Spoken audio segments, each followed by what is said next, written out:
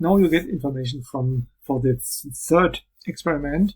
This is a real controlled system experiment containing a closed loop system with a speed control, where you make a process identification, a controller design, and finally optimization, or not optimization, but just investigation of the behavior of the closed loop system, comparison of different design methods. Okay, first a quick view on the hardware.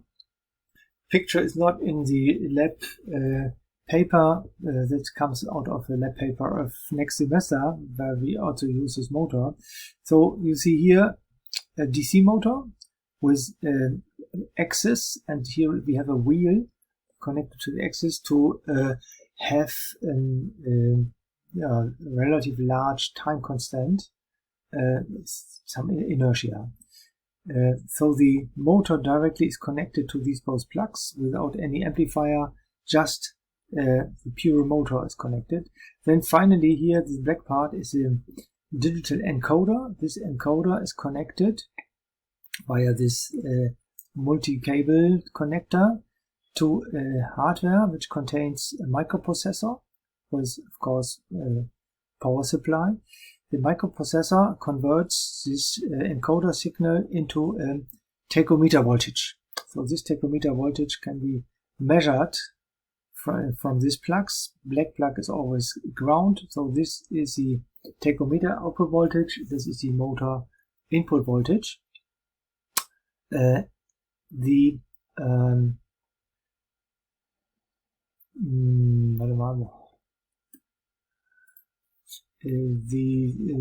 graphical circuit can be found on page 17 in this paper.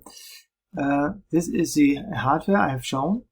The motor must be connected to an actuator. Amplifier, we need an amplifier because of course in operation amplifier outputs from a PID controller cannot drive the motor directly. We need this amplifier. You can find a box at the table where this is realized. The control will be done with this PID controller design circuit, operation amplifier, here RC feedback, input resistor, parallel RC series connection, which makes the PDT1 part, this makes the PI part. So this is the typical PID controller. This switch can connect to a 100K resistor, so that we have just a P controller with gain 1. This is an adder with 2 equal input resistors. So here we add 2 voltages, this and that. With this adder, of course, we want to have a subtractor to get the control difference here. And what we do is we have here a series connection of some resistors with a switch. With this voltage supply, we can switch between voltage number 1 and voltage number 2, and these voltages can be selected with this one potentiometer, and there is a second potentiometer for the voltage. So here we can switch between 2 voltages which are not zero. We want to measure a closed loop system. This is of course the open loop system, and this switch now is prepared in that way that we measure the process step response at this point here. Yeah, because this is gain 1, this is gain 1, 2 inverters is a positive gain. This has the gain 1 together with this motor and tachometer part. We have just the process. If we close the loop, then we have to connect this line with the feedback signal here.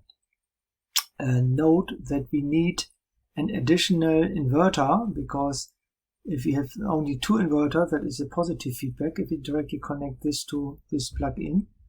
So we need a third inversion, and we will ask you how to do this. Yeah? We need a good idea for this. I want to show you that it is very useful not to start from zero to a new speed, because our motor generator hardware has that what we call a dead zone.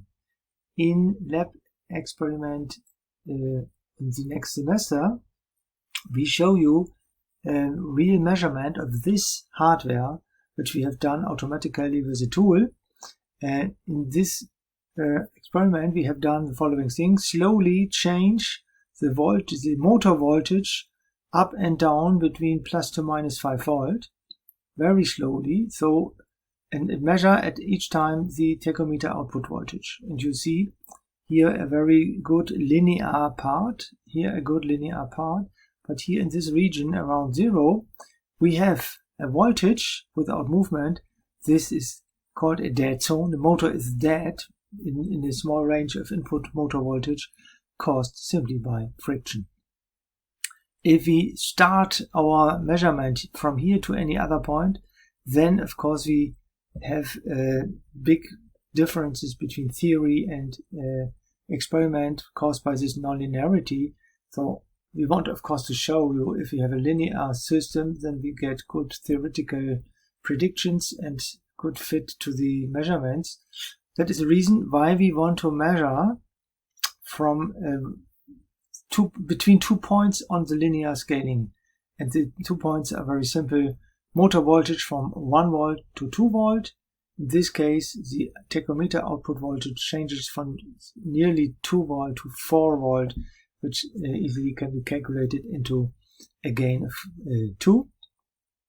So tachometer from 2 to 4, motor from 1 to 2, are the both measurement points in our experiment.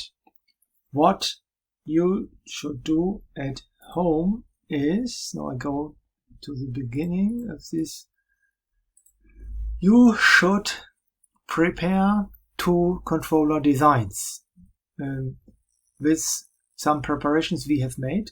So what we have done is we have measured a step response, load this into an WLN file for my tool program RecC#, and with this you can design a PI controller, step depth 1, and a PIDT1 controller, step depth 2.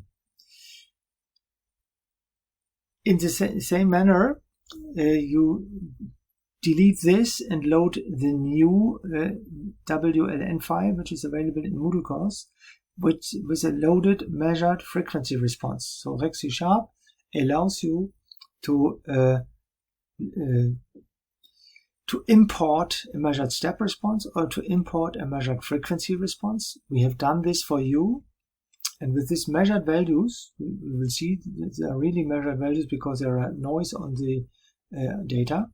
You also should design a PI controller with step depth 1 and a PIDT1 controller step depth 2, and convert these designs into R's and C's, and then you are ready. So in RecC#, you can do this very easily with the PID converter.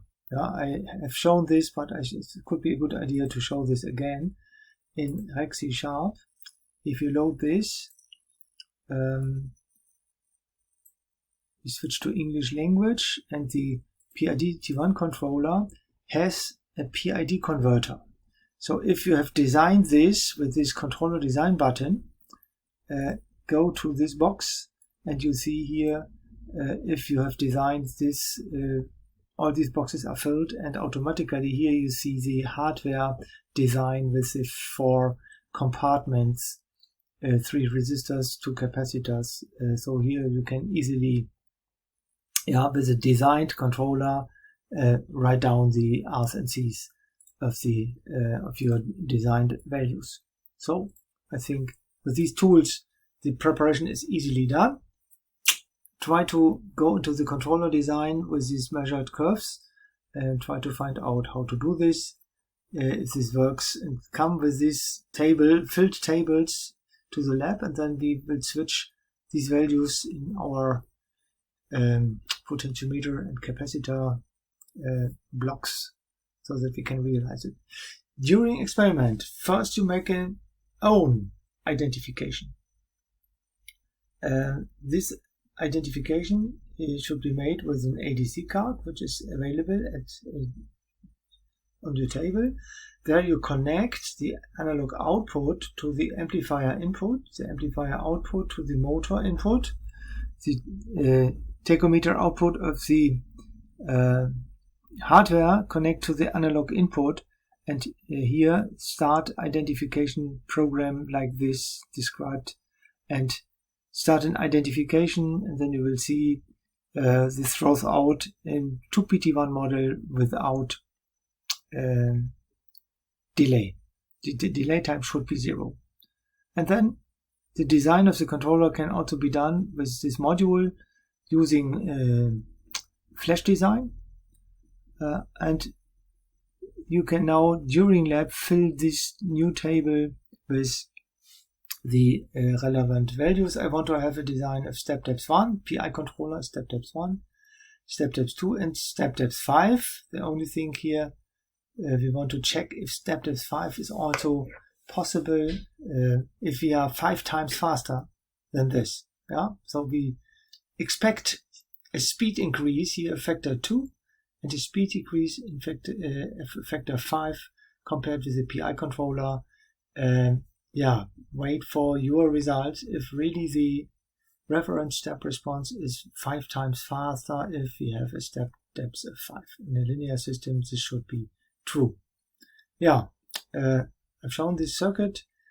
For the closed loop system, connect this, look for an inversion method, and then yeah, switch on the controllers, different controller types. One controller, say step depths, you can select between step depth 1 or 2 of the step response approach and of the Bode plot approach, and you design your 3 controllers. So finally you will have reference step responses of 1, 2, 3, 4, 5, and 2 of your preparations, 7 reference responses and 7 disturbance responses. And then take your printouts of these responses and then make your report, and then this experiment is finished.